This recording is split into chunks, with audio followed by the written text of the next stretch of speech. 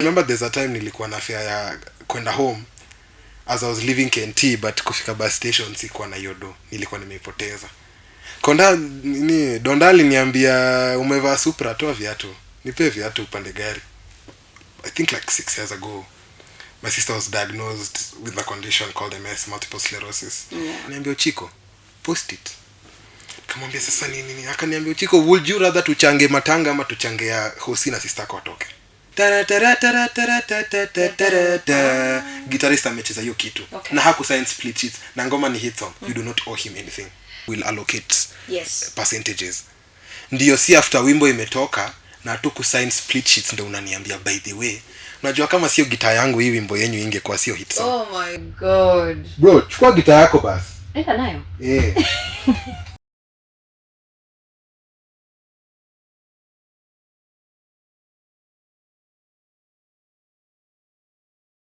So hello guys and welcome to Touch Digital TV. My name is Amina Hussein and you're watching Sips and Soul, where we share, feel and also connect with human interest stories. And today I am joined by the one and only, the best musician, best lyricist we have around.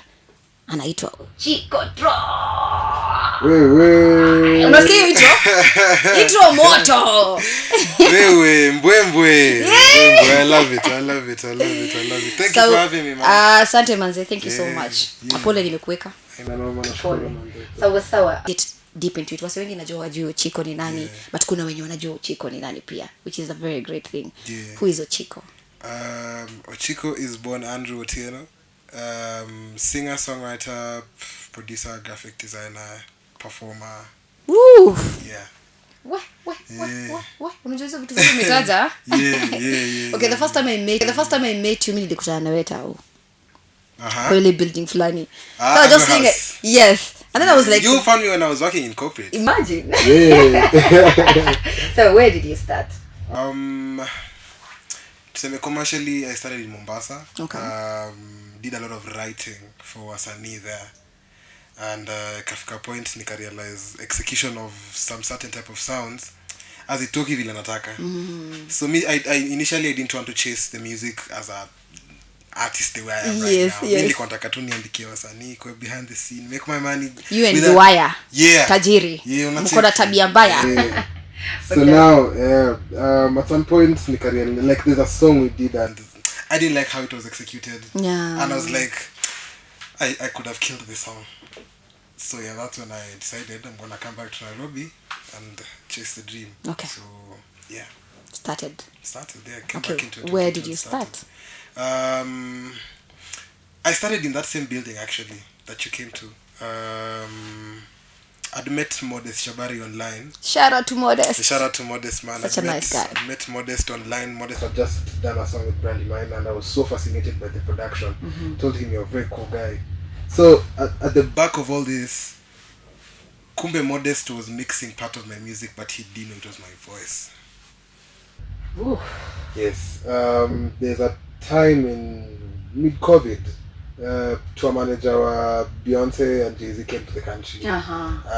He's called Alan Floyd. Okay. And they were doing a project that I was trying to crossbreed genres from States and here. So we got on the project. I was lead vocalist, me and Muringe. Shout out to Muringe. Shout out to Muringe. Yeah, so Modest was the engineer for that project, but he didn't know it was my voice. Until later on we're in studio and we're recording and it's like, bro you sound like someone I know. Tell me listen to this voice, tell me if you know this guy. I'm just like, that's my voice, bro. Yeah, and realized that we'd connected through art almost a year back before meeting. So that's how it started. Created with Hera. Like You changed my life. Woo! Yeah. What was that one called Like You? Like You? Okay. You know me now. Start with me on yes. Like You. But that was cool. The best video. Everyone sees it and they're like, is this you? I'm like, yeah, it's me. Before tufike hapo. Yeah. Of course, Ochiko had a life. Yeah. Way before Usanii. Yeah. Way before, everything, artistry and everything. Yeah. Where was Ochiko kwanza manufactured? Where was he made? I think it was all of this thing. Okay, I come from a musical family. So my dad did his rounds back then. Yes. So I grew up seeing a lot of music being done, a lot of usani hapa na pale. but I didn't know what to do with it, because Sami ndio the only one siku anaweza kuimba, because the rest can sing. Because the rest can really sing. Yeah, what I do is an acquired skill. It's like me ni mtu nisipotizi na chapa. Okay. So that's where it started. Did a lot of poetry, KNT meninacha. Pal, watu wa Pal, shout out to you. Simiyu. Watu wa Pal, pale Hari Krishna walitulisha so like they truly did the most for me as an artist. Na nilikuwa na tell story on Instagram nikisema nilikuwa najifind either niko na fear ya kuenda tao or kurudi home. I relate. So ni uamue ni utatembea wapi.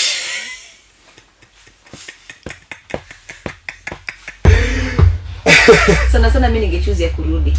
Nimechoka. Sasa hiyo ulikuwa unaishi wapi at this time? So at this time we are on we staying along Kangundo Road. So kutembea mpaka Kangundo Road. So now what I used to do is tuseme nimetoka KNT 56. Yeah. Nitatembea hadi City Stadium. Hapo City Stadium kuna malori zenye zinatoka sides of Langata zikiingia Jogoo Road. Hivyo. Sasa that turn is where you wait for the lorry, unaipanda, itakuacha either on Manyanja Road ama as you're getting into Jogoo Road. And then sasa from there it's a bit easy. Yeah, I know. Sasa ni kupanda matu. And remember all this time you have your guitar yeah. on your back. Okay. I remember there's a time nilikuwa na fear ya kwenda home as I was leaving KNT, but kufika bus station sikuwa na yodo, nilikuwa nimeipoteza. Dondali niambia umevaa Supra, toa viatu. Nipe viatu upande gari. Sasa utakuwa matao. Na kwani utatembea bila viatu? So did you do? At this point I don't have a phone on me. Sijui nilipeleka wapi simu. So ni either nifike home ndio kesho nijue vile tuta navigate or nibaki na viatu. Na nitembee na hizo viatu hadi home. So niliingia kwa mat nikamwambia nikishuka ndakupatia viatu. Nikishuka nikampatia viatu. Kutembea mguu tupu hadi kwa nyumba. Hadi kwa nyumba, kutoka kwa stage hadi kwa nyumba. Yes, so now like that's how. Let me sip on that because what? That's how we got into this industry. That's how I learned how to do this thing. For a very long time I remember people kept on asking me, why don't you get a manager? Why don't you get management? But starting this thing, do it by yourself. You learn the ropes by yourself. Yeah. And no one tells I look forward to doing management at some point because of what I learned by myself. Yes. By just navigating the business. Yes.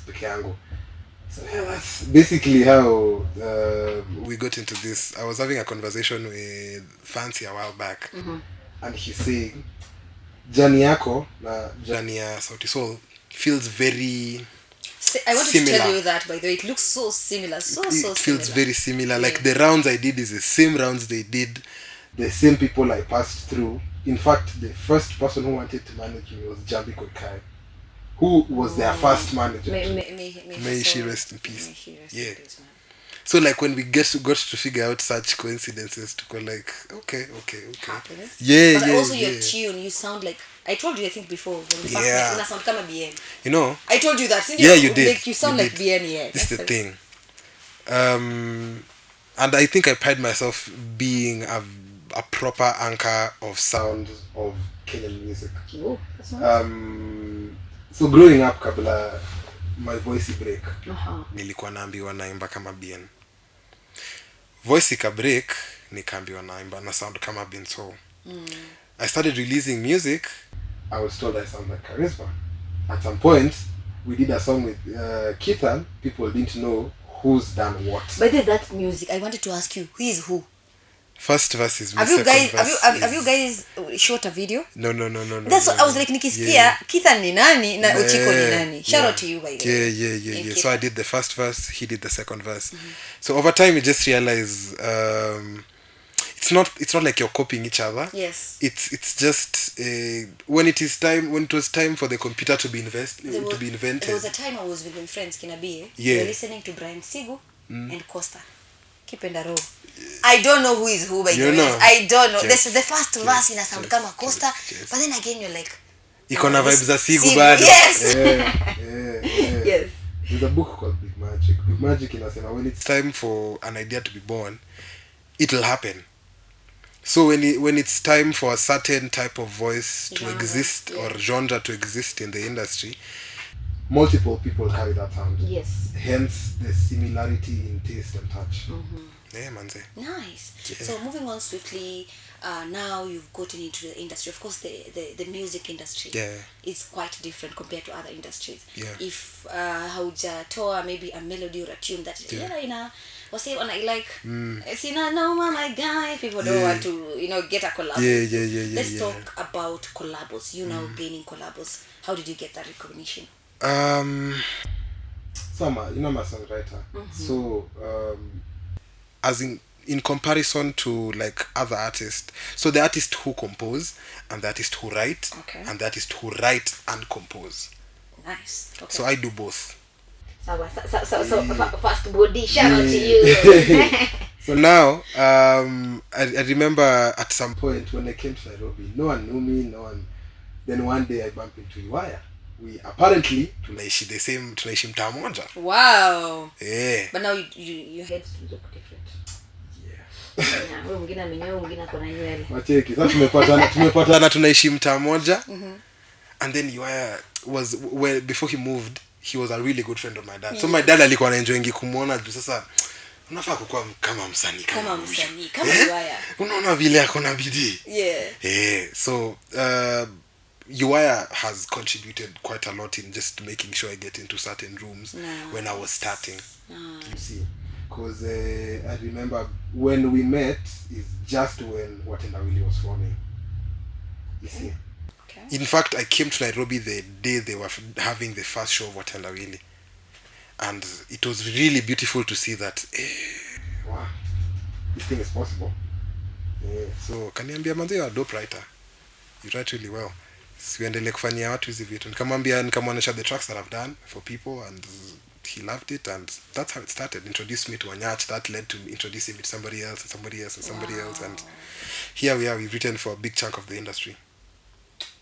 Yeah. Hey, what I mean is sip on that. So look at us sip. Sip on that. That's nice. Okay. So to move on swiftly. Yeah. What is your first project in ulifanya kama Ochiko ukasema, Amina,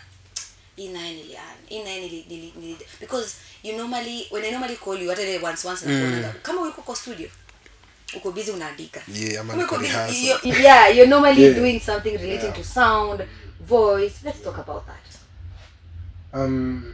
So over time me sipendi kuambiwa nafanana na my last track. I would not want to feel the resemblance of one track to the next. Yes. So I'm always searching for a new sound, new sonic, new technique ya kuandika. So I spend a lot of time honing this craft because ni muscle. Even the writing itself ni muscle. Over time, after umeandika a couple records and they are working, you realize there isn't a formula to the emotions, but there's an algorithm to the structure of making the song. There's no structure, there's no formula for the emotions of a song. Yes. But there's an algorithm for the structure of a hit song. What do you mean by that? No one will teach you how to kuweka emotions kwa wimbo. But I can teach you what to do, what elements to put on a song of a certain type of sound for it to appeal to people. Okay. You see? Kama ni tuseme it's a banger song, I know you want an oro today, you want a nyatiti. If it's a reggae song, I know that rim, that snare lazima ikuwe na echo to tamu. Echo to tamu. Yeah, you see, like that's there's an algorithm to figuring out what works depending on the genre that you're doing. But now the emotions that you have to learn to kuji-express. You need to be vulnerable. Like you need to be vulnerable because people only connect to things that they relate to, ama they understand, ama they've seen before. Yeah. So far, I was watching I was watching your music journey and everything. Towards this journey, of course, you've had struggles as a human being, as an artist. Yeah. And I recently saw how you struggled with your sisters. Yeah. You know, medication and so on. Talk about that as an artist. Najua talk about it like an as adulting. Yes. Najua adulting haina midterm. Na hakuna mtu alikwambia kuwa adult. Na hakuna mtu alikwambia kuwa adult. Wewe ndio ukiwa mtoto ulikuwa unasema nataka kuwa mkubwa ndio niache kusumbuliwa na mom ku come home. Sasa unataka kule ufanye vitu. So I think like 6 years ago my sister was diagnosed with a condition called MS, multiple sclerosis. Such a rare disease. It's a very rare disease. It's often there's a misconception that is with MS because it looks very close to, it's very similar to cancer. Oh yeah. In fact, the treatment regimens are the same. Okay, chemo, all of that. Yeah. So and so what I didn't know and what was very shocking was hakuzaliwa na kitu si generic, so it's not something that it came from a family. You know, even like the footballer, the late Otwoma, he had multiple cell sclerosis. That disease. It's very hard to say. And it's something that alipata akiwa UFC. So unaweza ipata from trauma, like you probably get an accident or something and your nervous system inaambia akili we are not supposed to be in the same body, so they start fighting each other. Oh my God. Okay. Yeah, so she was in an abusive relationship, and the abuse triggered that VMS. I remember there's a day tu tulikuwa na yeye hivi, msichana tu akaanza kutoa damu, tukamrush hosi. We didn't understand what was going on. That was the first time. We all freaked out. Yeah, of course. So what the doctor tells us there, like, unajua ni hospitali ya mtaa, twende hospitali nyingine to confirm his story because inaweza kuwa you missed something. Yeah. We go to the next hospital, they tell us the same thing. She has MS. Umetoa PMS. Tukaelezewa kwenye imetoka. And so since then she's been battling with it, but the last year and the few months of this year up to where we are at right now, she's been declining because MS is aggressive. MS is aggressive. You wake up one day, your waist down is not functioning. And then tomorrow unaamka inafanya lakini jua ifanyi. So there's a lot of tension around it, and it's very painful to manage. So unapata wako on very heavy pain medication. Like I remember there's a time she was allowed to self-prescribe morphine, which is an extreme painkiller. I know morphine. So I imagine for you to be allowed to do that, what is the pain level of that person? Like what is she going through? Because I know kuna sisi kama the caregivers. Yes. We struggle a lot with handling it and it being very overwhelming, but I know for her it's 10 times harder because she's the one going through it. So the best thing I do, I'm just I'm a present uncle, I'm a present brother. Which is so nice. Now talking about this right now, because you're an artist, have you ever looked at her situation, looked at her story and maybe pen it down? Even for this, Let's talk about I wrote a song called The World. In the middle of this whole situation. I remember she was in hospital, tulikuwa tumemtoa Real tukampeleka KU referral. While we were in KU referral on a certain night, kapigia nikamwambia Modest go home. Nakuja. Because niko na buzz to speak. I got there, I did the song, I told him, don't even do much, just mix my vocals and the keys, send me the song, I'm sending it tomorrow to my distributor. The song is coming out end of this month. Can't wait for it. So now we did it, released it, and then so now when I was preparing the song, I think my friends realized that this thing was very overwhelming for me, so they got together. Waka plan Friends of Ochiko. Yes. And mi nilitumiwa posters 2 days to the show, nikaambiwa post hizi vitu Sunday. Uber itakukujia nyumbani, itakuleta hapa ikurudishe home. There's nothing you will have to pay, nothing you'll have to do, just come. People are going to show up and changia and help you guys. And then life goes on. So mi nikafika huko hiyo siku, realized so many hands had gotten involved. kina Watendawili, Modest, Billy Black, Kithan, Kinoti, Kidawa, Anji Warau, so many people. And they're all talented. And they're all talented. Yes. The Anima superstar. Yeah, I was privileged kuona akina Billy Black taking time off of their days to just come and play so that people just to support. It was a very human moment.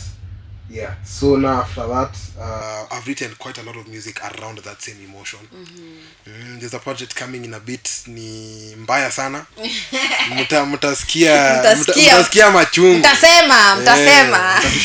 Yeah. So first of all, what I'll tell you is, if you are not loving, or if you did not give that version of love towards those people, hawangekuwa nakufanyia the same thing. I think the fact that you are so loving, ndo maana wamekufanyia hivyo. Inakuanga hivyo. When you give out love, you receive love. I think niko grateful coexist in a time yenye naweza kuwa vulnerable na nisikae like a weak man. Yeah. Yeah. But there's no one who's weak. Crying doesn't mean you're weak. Mashida si weakness. Mashida si weakness. Kusema nisaidie si weakness. Yeah, si weakness, but now society. Kuna stereotypes. Yes, of course kuna wale, wewe ni msanii una do. We have that. And because even for myself, it's like, how much am I even earning for me to take care of everything, one of my closest friends, when I called her when my sister was in hospital, nikamwambia, Marion manze, I don't know what to do about this. Akaniambia, Ochiko, post it. Nikamwambia sasa nini? Akaniambia, Ochiko, would you rather tuchange matanga ama tuchange ya hosi na sister yako atoke? Shout out to nilienda tu hapo immediately. Yes. On my story talks about it. I think like an hour, 3 hours later, a couple of people had come. Do you need graphics posters to get this thing out? Oh my God. It was done. What do you need? Nini. When we needed blood, so many people came together. I posted it on Twitter, on TikTok, everywhere. In between that time, we raised around 500,000. Wow. 500,000 from the community that is around me. Oh my God, that's nice. Yeah. Shout out to those guys, manzi, wenye mlichanga. Share. Inakuanga poa sana. Yeah, thank you so much, guys. Thank you so much. Sawa. Moving on swiftly, let's talk about your collabo with Kinoti. Because you two duo. Yeah. You guys are blessed, first of all, to say that. So talented. So when you came to work with Kinoti was already outside there. Yeah. You remember? Alikuwa shaanza kujulikana, shaanza kufanya concerts. Let's talk about that.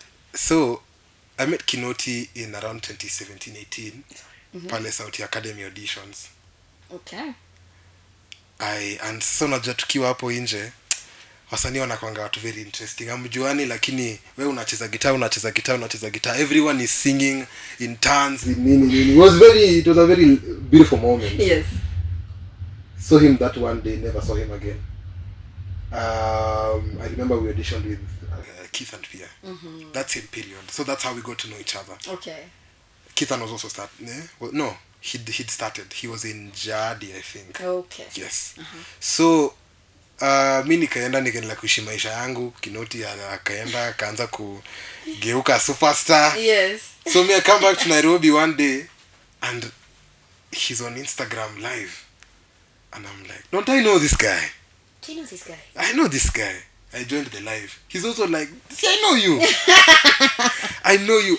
And he sang the song I sang almost 4-5 years ago. He remembered that song. Imagine. I told him, bro, do you have time next week we get into studio? So we rekindled the friendship, and then sasa one day pale ndani ya heartbreak nini nikampigia nikamwambia, bro, niko vibaya. Nataka kuandika. Kaniambia kuja nyumbani. So during the day we wrote a song called Better, which we never got to release. Okay. So imefika jioni, the mom is like, what side are you going? I'm like, since I've just moved back, I'm going to my parents along Kangondo Road. They're like, no, it's late. Tell your mother you will stay here. Yeah, and then shout out to them. Yeah, shout out to Keith's parents. Very beautiful people. Nice. So that night is when we look like you. So mimi namwambia, so what are you going through? Nikamwambia mi heartbreak inanirarua nini. Mimi nikamuuliza wewe uko aje bro? Akaniambia, bro, me I'm in love. Me I'm feeling like it's the first time I'm falling in love. I'm just like, bro. But it's normally like that when you link up with your friend. polar opposites. Moja unakwanga either wewe ndio uko na heartbreak, huyu mwingine ako in love, ama mnakwanga vice versa. Huyu mwingine ako steady anataka kuwa na relationship, wewe usha give up. Mimi nikamwambia we write a song that applies in both situations. Yes. So we ended up writing Like You. So Like You applies in when someone, I think that's why it's a very big song. Yes. Because when you're in heartbreak, it makes sense. When you're in love, it makes sense. Still, yeah. You make me happy, you make me smile, you make me. But yeye alikuwa naimba the mimi kwa mimi ndo uliimbia hiyo verse ya kwanza. Kwa hivyo kazi yangu ni kuhat watu. Unacheki? If you haven't watched that video, go to YouTube. Watch that video, man. Kinoti X Ochiko inaitwa Like You. Yeah. So that's how we did the song. No, we wrote the song, so I was doing the EP with Modest. Okay. So Modest had not met Kinoti. Sasa tuko studio, naambia Modest, kuna msanii anakama anaitwa Kinoti. Akaniambia namjua. Akakam. Akasikia Kinoti, he's like, bro, you've known this guy. Yani unamjua. And then we ended up doing, so now as we're doing the rest of the other songs, I work with a lot of vocalists. Yes. So nimeleta an artist called Zawadi. Amemsikia pia kwa like, chiko hata unawatoa wapi. So that's how the community that is around us was built. Yeah, so we did that project, released it, and I think a year later, nikaambia Duncan, who was my former boss, I want to shoot this video. Okay. Because there's a guy who was called Isaac in that office. He used to mzae, so like he normally doesn't vibrate with what we listen to. Oh yeah, of course. So it's like, this song of yours, this is the song you should shoot a video for. I'm like, are you sure? Millennial. Are you sure you know what you're talking about? Because mimi nataka kushoot the very hype songs. Yes. Akina easy hapa kaniambia hii wimbo mtu yote akisikia ata vibe nayo. Tukaishoot. First month in the studio. Well, before we shoot, talk about the process. How did you approach Faiz? How did you approach Success? Okay. So, I studied graphics and film in school. So, I have always envisioned that all my visuals will be cinematic stories. Thank you. So now, pale mimi niko high school around form 2. Nimeenda Ushago holiday. And then my uncle tells me there's a cousin of yours coming. Faiz I think was in form 3 or form 4. Kumbe Faiz alisoma. Faiz alisoma. Alienda shule na unajua manzi Faiz was a big actor even back in. Yeah. Faiz ameact for long. Yeah. Faiz bado tumpatie heshima yake. Shout out. Veteran. Yeah, veteran actor. So mimi nikako introduced to Faiz, I'm like, hey, you're cool. Hey, you're very cool. Yani wewe ndio unajua wale when you're in primary your bros and the guys who so Faiz used to look like that because yako deep ndani ya mafunky. Yes. So like, hey, how do I get here bana? So mimi anakunywa na ufupi. Bana. Every event, every funky hata kama hayuko anaongelelewa. Mimi nasema ni kazini yangu, watu wanasema jaba, wacha bana. So yeah. Lakini ananailingi it. Jonathan amekula makucha. Yes. Amina.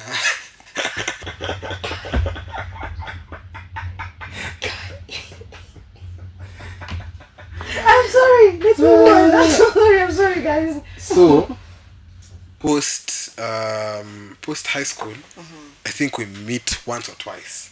And then he's like, we should do something together. Yeah. The next time I'm seeing him, he's on Netflix. I told my dad. I'm John mtoto wa Fatima. Nani's mom sasa. Yes. Faiz's mom. Yeah. Anambia mimi nilimwacha akiwa mdogo. Kwa like sasa si hata mimi nimemea. Lakini akoshua alikuwa mkubwa. Just Faiz bado ni fupi tu. You know. So he was very impressed. We sat there, we watched the movie. It was a I trying to remember the name of that movie. Oh, yenye alikuwa ndani? Yeah. Sincerely Daisy. Talk to me. Yes, Sincerely Daisy. So tuko very impressed. Pia Sincerely Daisy imeenda. Baadaye kitu ilisonga. First movie on Netflix. Ilisonga. So tuko very impressed. Mimi nikaambia Modo, nataka tushoot video. Sasa Faiz introduced me to Sanchez. Okay. and Sanchez also was a very cool guy na kwanga mfani. Ora. The guy Sanchez mali. Na kuandika. So akakuja pia yeye. Sasa Sanchez ananiambia siku moja, "But you know, I have an idea for like this song of yours." Nikamwambia tebu ni show. Akanishow. Nikamwambia nikikupatia mboka unaweza execute kitu. Kaniambia Sasa kaniambia hata mimi niko na crew ndakuletea watu. Wewe nitafutie tu equipment. Wow. Mimi nikatafuta equipment from my boss. My boss was very willing to just come in as an executive producer and do the video. We did the video and yeah. So let me give you a backstory of that video. Mimi nimekaa tu kwa nyumba yangu. Yeah. Nimechill pale. Napunga unyunyu. So I think if Sanchez Sanchez alinicall. Niaje msanii uko poa? Unaweza patikana jioni? Nikamwambia napatikana. Akaniambia sawa, tutalink up, kuna kitu tunafaa kuandika. So we sat, nakumbuka tulienda pale kwa Juenge Faith, shout out to her. Yeah. Tukachill. Tulikuwa tunaandika 200 na Faiz. But now Sanchez ana come in with another table. Anasema kuna song ya Ochiko na Kinoti na feel woke star. Unaweza sukuma hiyo video. Yeah. Nikamwambia wewe video tu utaamua. Mama vile unanipanga wewe. Alafu ilikuja at a time in my life whereby nilikuwa nimesha give up na hii mambo yenyewe, like every time I do that unapata you get a big project. Yeah. Yes, so tukakaa tukachill. Ndo Sanchez na Faiz kwa nani, Sanchez alikuwa shaandika the rough, akapatia Faiz akapitia, mimi nikapitia. And this is a good idea, I would love to star in this one. Anambia don't worry, wacha tungene Ochiko and then we'll know. Yeah. Tumeka I think we were shooting next week, so I called Hirams, shout out to her. Ndio dress. Yeah. I remember. Yeah, niniangalia kanambia mimi nataka kukudress for that video. So it just happened, ni community ilitoa very naturally. Yeah. Tuka flow and then the music video was shot. Even the video shooting, it was so fun. Oi. Hey! Tutawachezea hapo chini mtaona. Guys, we shooting really that video was beautiful. Kila mtu alikuwa Gen Z hapo. Shout out to us. Na kila mtu alikuwa na respect. Na unajua the beautiful thing is naangalianga hiyo video na watu wako kwa hiyo video sasa ni master. Man. You know, after that's when I got my big role on TV now. After that. Yes. I didn't even see. Now Natasha Limisheni yako in ties with French. Yeah, she works there at the French embassy. Natasha Nawiri ni big content creators. You see, I normally look at this video and go like, oh, guy, huyu namjua. You see, you guys brought greatness. True. Yeah, and shout out to you guys. So your video, I think within 1 month it did how many views? I think it got to 100 in 100k and plus. Hiyo ilikuwa ilikuwa such for a video of an artist who is new and hatukuwekea hiyo video, hatukuilipia ad. Imagine. Hatukuwekea single shilling. That video is very close to $500,000. Right now, yeah. By itself, hiyo video tutaiwekea do. Yes. And that's how God came through. You know. Yeah, you shot and everything. So, moving on swiftly, I wanted to talk about music and marketing and distribution of music. You as an artist, because I think most of us hatuna distribution channels. Yeah. So there's the first time when I remember I went for a session with an artist called Apio Moro. So I don't know where she went to, but Apio aliniita kama guitarist studio. Your name sound familiar. She was a Ugandan singer who was living here. She's a Luo from Uganda. Japadola. That one. They're called that. That one. Yes. So Apio ameniita session, tumeenda session BMR, Black Market Records. Tukiwa huko guitarist the producer who was there was like very impressed. Akaniambia, do you have music, do you sing nini? Nikawaambia hapo, alikuwa like, wow, kuna muziki? Nikamwambia niko na wimbo moja. Niko na wimbo fulani nilikuwa nafanya kwa Mombasa. Yes. Naonyesha Spotify 0 listeners. Akaniambia, Buda, you need to get this thing in check. You could make a lot of money from this. So now I sat down and started asking Kinoti, when nikienda Spotify yako tu numbers, Boomplay numbers, how do you do this thing? Akaniambia, you need to get a distributor, you need to get a 1, 2, 3. I'll educate too. Yes. Modest had also done it for a while, Brandy Mine had done it for a while. So like I had a few resources that could empower me. So learning how to distribute. So after umemaliza wimbo, you send the master and the artwork to a distributor. A distributor kazi yake ni kuchukua mziki yako na kuipeleka kwa mashop. Okay. You see, like it's, you know, the way it's like a ye ni depot. Ye mnamletea vitu, ye he'll make sure it gets to every store in the city, in the country. You need a publisher too. Publisher kazi yake ni ku make sure that mwenye ameandika hii mziki atapata pesa. Okay. This is where now structures fail here in Kenya. Because mimi as a person who is writing music, as a composer, you know, publishing originally came from like orchestral music. Okay. When composers walika chini wakaandika a piece, when Mozart did some project, and then people studied it, and then so after he's done it, and then you go and learn it. Yes. That is how he made money.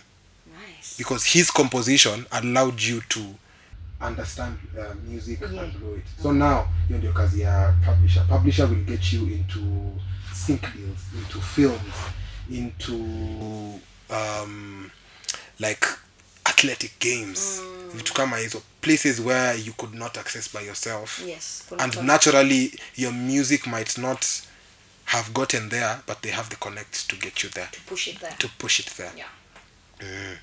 So nikasema sasa publisher unatoa wapi? Nikaingia online, nikatafuta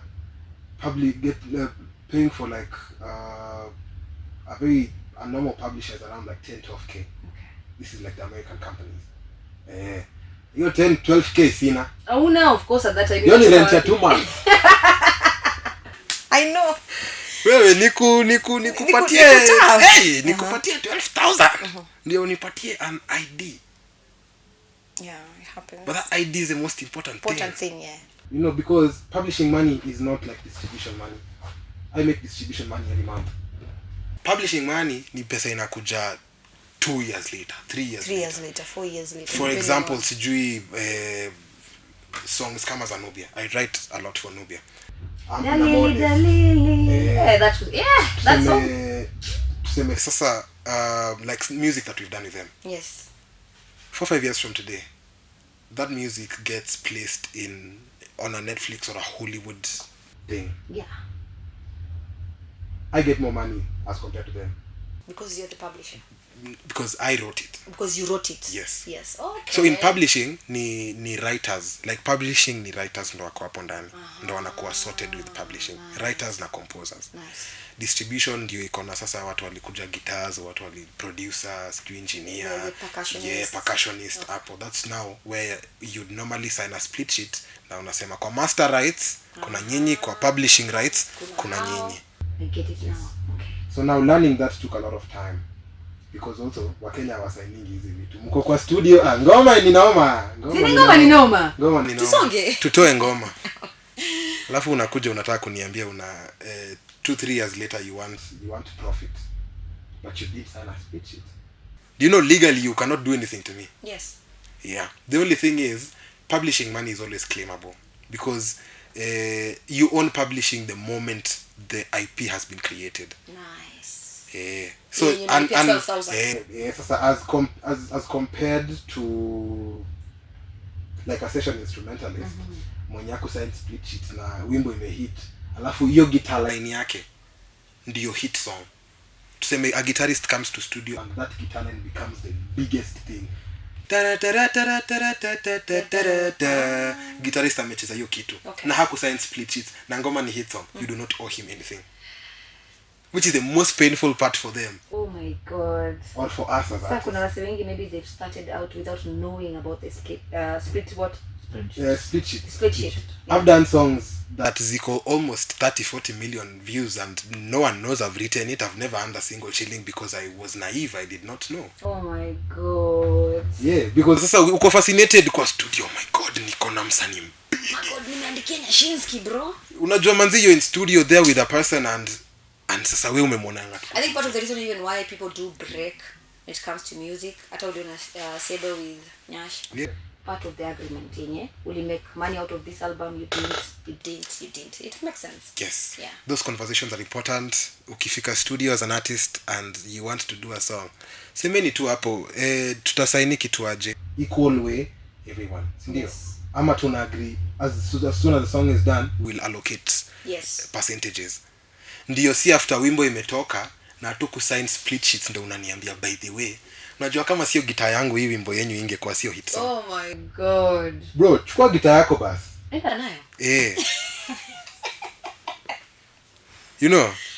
Yeah, but thank you so much for enlightening us, because so many people say when I watch, maybe they're starting out in the music industry and they don't know that there's something that you have to sign for you to be there. Same happens to us artists, actors. Kuna kuangana kitu royalties. You must get it at the end of the day. But right now Kenyan film industry especially na Kenyan theater industry hawatakangi kuiongelea. They don't want to pay you your worth. West tulisha kulipa for that project no kasign. Enda. You know, a very funny thing, na hii ni kitu pia Kenyan artists should do. Safaricom has something called Skiza Tunes. Okay. And it's a very easy way of getting royalty in Kenya. It doesn't pay much, but it's something, because there's no other Kenyan corporate society that is paying artists. You see. So now then when you go to Pavrisk and MCCA, things are different. So mi siku moja nilikaa chini napata pesa ya Skiza and I'm like, wait, I made this money from Skiza. Watu wa Homa Bay wanataka kuniomosha. Watu wa nyumbani wanataka kunipeleka. Wanataka kunibariki. Wanataka kukubariki. Because you know now Skiza tunes are unpopular in Nairobi. Yeah. But the rest of the country does not exist in the ecosystem of Nairobi. But they've come to know that. And that's the one thing which I think is important. That's why artists need to do stuff like this. Because mtu wako outside of Nairobi, they're not spending all their time on Spotify. Acha hata hivyo. Hapa Mombasa, people are not on Spotify.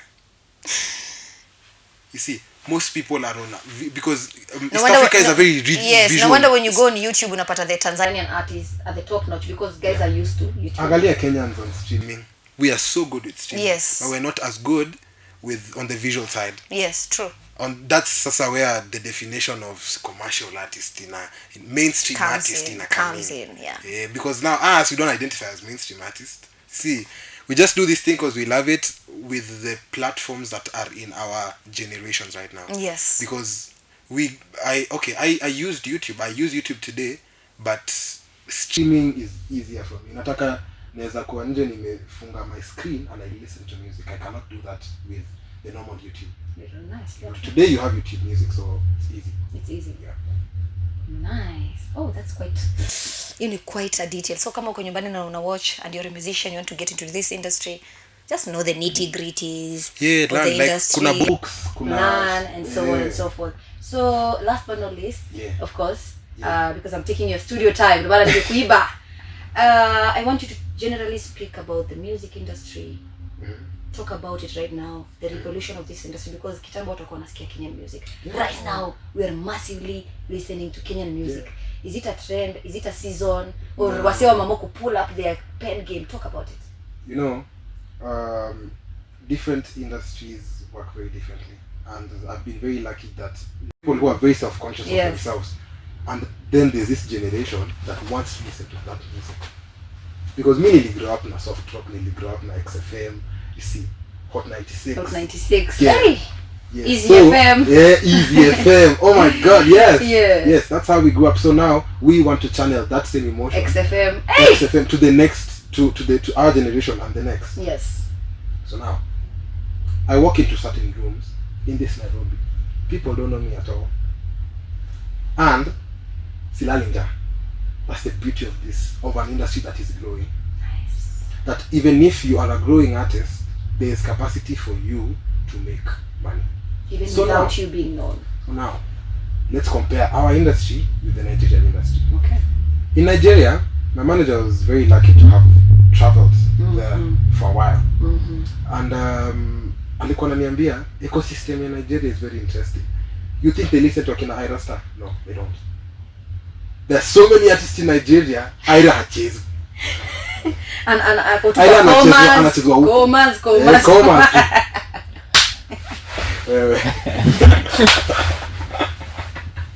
That's a joke. Anyway, let's move on. Unacheki? Like, and I think I was even having a conversation with Francis at some point, asking him, how is the industry in LA? because now LA is where every artist in the world wants to go. You're in Nairobi, the world for artists. Everyone wants to go there, because they have the biggest studios, biggest structures, everything. Good exposure. Yeah. Ananiambia, the industry is so self-sustaining. There's an artist who only sings to his 200 people. Na ana make do yake. Na atatua, atapiga cafes, and nini. So now the same thing is happening in our industry right now. You see, like, there's a lot of emerging people who are coming with gigs, with opportunities. So that's how the ecosystem is built. Yes. At times it takes a bit of time to solidify, because tuna make a lot of mistakes as we are figuring out what is right, what is wrong, what doesn't work for us, what are they doing in Nigeria, SA, or someplace that is not happening here. Okay. Because at some point, Kenya was a hub of African music. Yes. People used to travel from other places to come here. True. To come here. Wakongo ni wengi huku. Because Kofi Olomide concert yake ya kwanza ilikuwa in Kenya, Moi akiwa president. What are you telling me? You see. Yes. So like there was a lot of exposure here. Yes. At some point. Yes. But as we modernized and got into a lot of tech and a lot of urbanness, to lose touch with culture. Yes. Because what are we listening to? We're listening to punk, we're listening to crunk, we're listening to 50 Cent, we're listening to Wayne, listening to Tupac, which is not wrong. It's not bad. But it's just a problem if it takes away from who you are. Me as an actor, if I come and watch a play that you're doing, and my next show, I make sure that I embody the personality of yours on your last show, I lose who I am. People might appreciate the performance because oh my god, it was a performance, Yeah. But over time, what another kushanga, where is the substance? Yes. Because that's Amina, that's not you. You saw what Amina does and you liked what Amina does, and instead of learning from her, you decided to copy. So we are very good at copying. Yes. Like we are so good. Yes. We are so good, but now tulijilose. But I appreciate that since 2018 watu wakililia play KE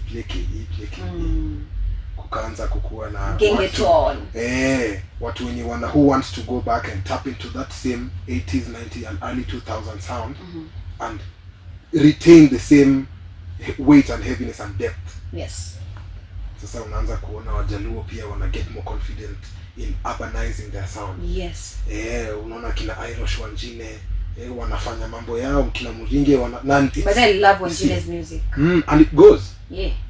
And I can't even hear what he's saying in Kikuyu. I can't hear what Sigu is saying in Luo. Yeah. But what I'll say is Ata Okelo, I've noticed their guitars, their musical instrument is Modest Chabari. Hapa hivi tu. So I feel like it's not even all about singing. It's the beats that you're coming up with, the sound. And you know that sound needs to come from a very true place. Yes. Huwezi kuja kufanya ngoma ya benga na unanichezea lick lines za R&B. Gonjo Maber. Unacheki unaniwekea ma diminished chords hapo. Manze, Because and then I love the fact that nowadays I've looked at you artists, especially those guys who are singing. Mmesha distinguish, mimi naimba club benga, mimi naimba R&B. Mimi naimba, na kila mtu anafanya mambo yake. Lakini the song hits home. Yeah. Yes. Yeah, you remember nikikwambia there's an algorithm to achieving like a good song. Yes. So now unajua sasa mimi nikitaka this particular Luo sound, nenda nitafute Mjaluo wa Homa Bay mwenye anacheza gitaa, akuja acheze nyatiti. Acheze root. Yes. You see, now that connects people because we are a generation that is very disconnected from our culture. Yes. And we want to learn our cultures, but who are we learning from? So artists are in the front line of reconnecting people back to their culture. And basically that's why this industry is not going to die down. Yeah. Nice. Yeah. I love that. I love so sort of season, this is sawa. Hey. Unakuanga mwise. Anyway, last but not least, I want you to talk about your EP that is coming up. Yeah. Of course, we've talked about the inspiration that has come along with it. Yeah. Let's talk about it, and let's talk about the expectations of the EP. So where we are at the moment, my biggest need is to export. How do I get into other regions? How do I get to Kericho, Limuru, some place else? You see, like, how do I get to those places? So now the music that we are producing right now is very intentional, not to only serve Nairobi, but to serve the whole country, to serve Africa, to serve the world. Yes. Because now I'm no longer singing to my 100 people. I have like 50,000-60,000 people on my Spotify every month who expect to listen to music. And then you have also new followers. Yes, and you have new followers every day. Yes. Now ukiangalia statistics, una realize not all these people are in Nairobi. Not all these people are in Kenya. Yes. Yeah, unapata kuna Johannesburg, there's the States. So now you have to be a bit more intentional to want to cut across to those regions. Because again, you want to tour. Yes. Hautacheza Alchemist forever. Hautacheza gig dynamics forever. You know. Yeah. So, you see, so now like you want to expand, you want to get to a place where you can, that's the space where we're at. So, nimewak na the best in the country. Okay. And it's a beautiful project. Nimesikiza. Looking forward. Highly call me for the listening party together with my team. Yes. We'll be there. Yes. Like nimesikiza your project 1,000, 1,000,000 times, even before it's mixed, just to make sure that everything is very intentional. So now it's not about only sounding good. Yes. Now it's making sure hii mziki mtu atizera akisikia atafurahia. Yeah. Mtu wa Kericho akisikia atafurahia. Mtu wa Indiana akisikiza atasikia poa. Nice. So now like we're very intentional in making sure that the tuning is for you to be diverse like that. It means that you've studied the game. Yeah. You've studied your lingual, you've studied your genre, you've studied, your sound, your acoustics, depending on everything. Is it influenced by the guys you're working with, or it's something that is new that you wanted to instill it, but right now we shall achieve? Tuseme, I'm very afraid. I've been in that space of being told that, wow, na sound kama bien. There's already a bien. Yeah. And he exists very beautifully. Yes. So now you need an Ochiko sound that is brilliant enough to cut across and still do its impact in my specific genre. Yeah. You see? And so that's how we get to spaces where I'm exploring. I'm doing a rock song this month. Next time I'm fusing benga and country to see what comes in between. Because now if we don't explore, we never discover anything new. Right now there's a whole kuna manze unajua kuna vijana wanacheza uns na wanatengeneza pesa ingine serious sana. I came to realize that. Nah, they're not famous.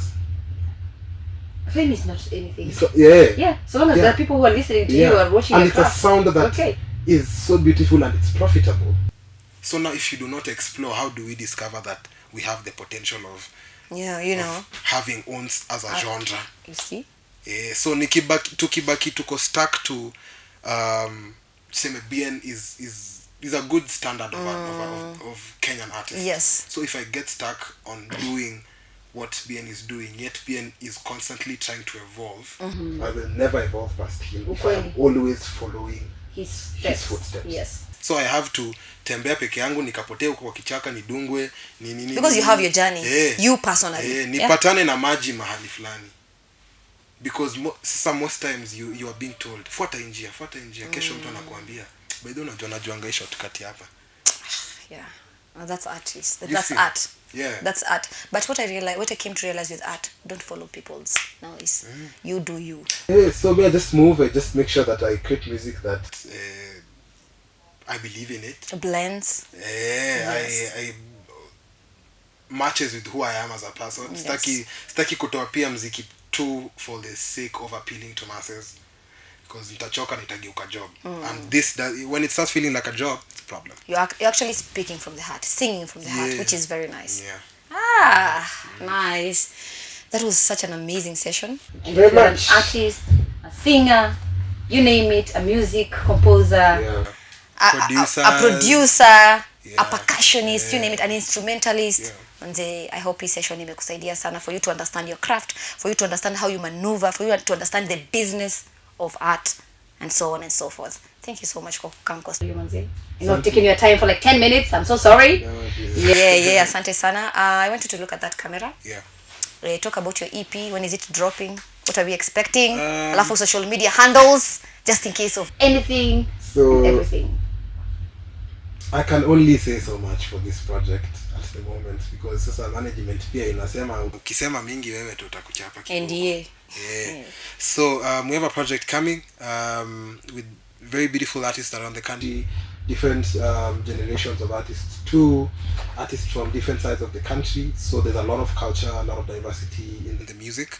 It's coming soon. Announcements will be made on my social media platforms.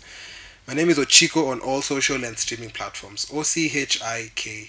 Utanipata kila mahali as Ochiko. Oh, whoa. Yeah, thank you so much. This was an amazing session together with Ochiko, Ndani and Sips and Soul, and my name is Amina Hussein. Nakumbuka we are touching on human interest stories, empathy, you name it. So comment pale, share, like, subscribe. Let's go support Ochiko. Let's go follow him. He has such an amazing tune. Naka ujaimsikia by the shame on you. Shame on you, because this is one amazing artist that I know around. It's gonna make it big. I know that. Yeah. But actually, you're more than BN, according to me. Nah. Yes, you're more than him, because you're Ochiko. You're not BN at the end of the day. The thing is, and it's not a competition. It's not a competition. Yes. Yeah. Like I appreciate that people find the similarity. Yeah, it's because maybe of craft. the tune. The tune, the voice. Sana nilipotana na sana pesa nana niambia unaongea kabia. Kamwambia wacha. Actually, yeah. So, thank you so much for keeping it locked in. Till next time, keep it Sips and Soul. My name is Amina Hussein. Asante sana.